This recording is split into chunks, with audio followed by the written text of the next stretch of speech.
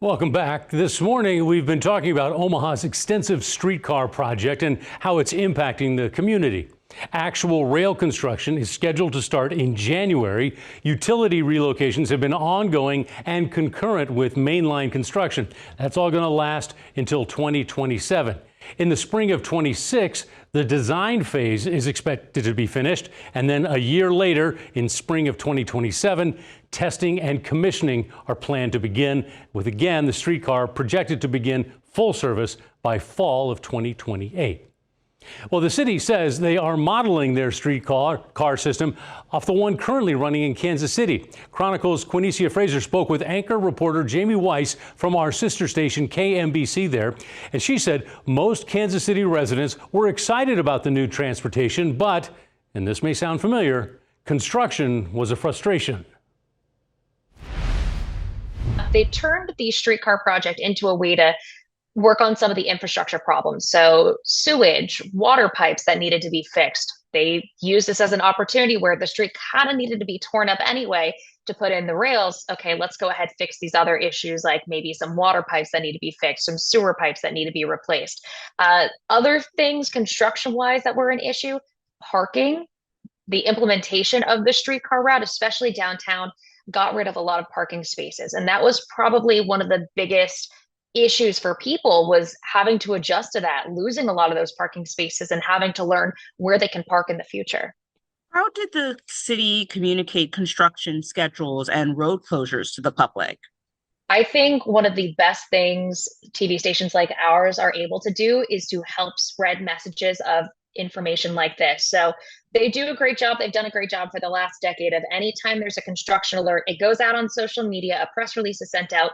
But I think the onus is really on TV stations, newspapers, radio stations to help spread that message to make sure people are advised of it. How long did construction of the original line take compared to initial estimates? So the construction itself was about on track. It took about a year from groundbreaking to the rail being completely finalized. The opening of the streetcar was actually delayed, though, several months because the delivery of the physical streetcars was delayed. So that was the issue we ran into here in Kansas City. The rail was done, but there was no car to actually ride on for several months. Did businesses along the route, see increased foot traffic after the line opened? Is that something that you remember?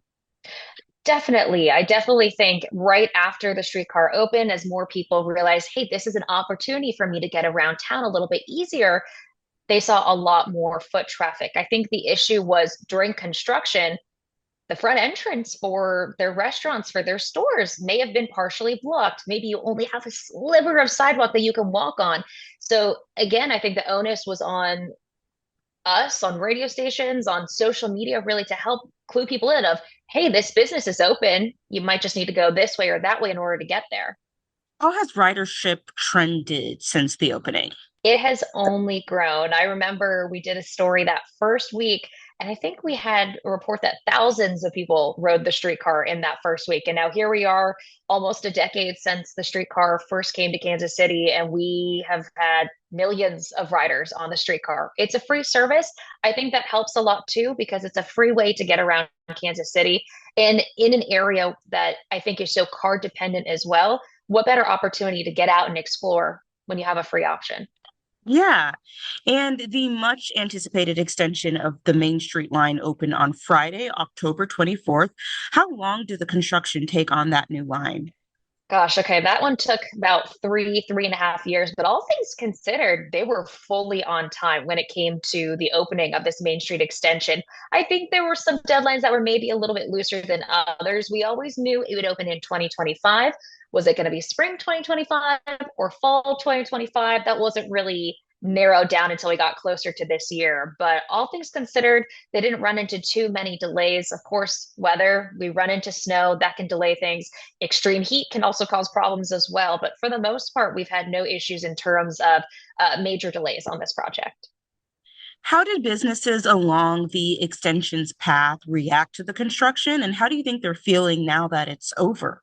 When I say there was a sigh of relief once the streetcar line extension opened, I think that would be an understatement. Now that everything is open, I think people are very happy. In fact, there are businesses that opened because of the street line coming.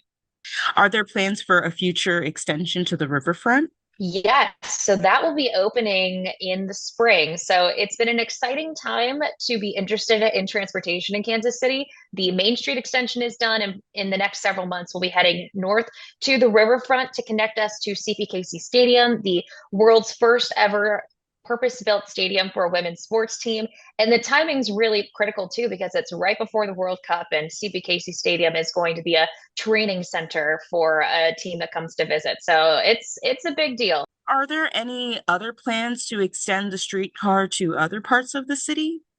This is where we're sort of in a wait and see mode. There's been some studies that are being done. One conversation is, do we have the streetcar go north of the river to Kansas City North and North Kansas City? They're two separate cities. They sound similar, but there's a conversation and a study being done of, can the streetcar go north of the river? There's also another study being done about extending it east and west to the 18th and Vine district, to the state line where the University of Kansas Medical Center is. Do we try to get it all the way out to the sports complex where Arrowhead Stadium is?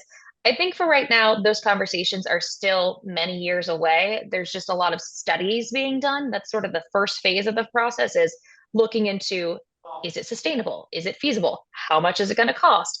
For right now, I think the focus is, let's get through the riverfront and go from there. All right, thanks to Jamie and Quinicia for that conversation.